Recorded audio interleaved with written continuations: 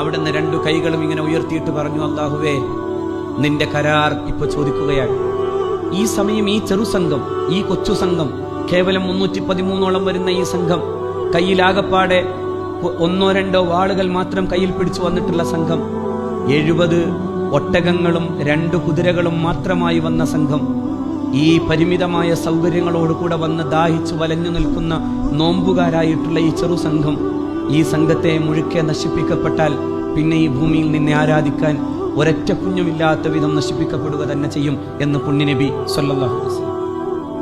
അല്ലാഹുമ്മ ഇൻ തശഅ ലം തുഅബദു ബഅദൽ യൗം, നീ ഉദ്ദേശിച്ചാൽ പിന്നെ ഈ പരിശുദ്ധമായ ബദറിന്റെ രണാങ്കളത്തിൽ നിന്ന് ഒരു കുഞ്ഞും ശേഷിച്ചു പോകൂല.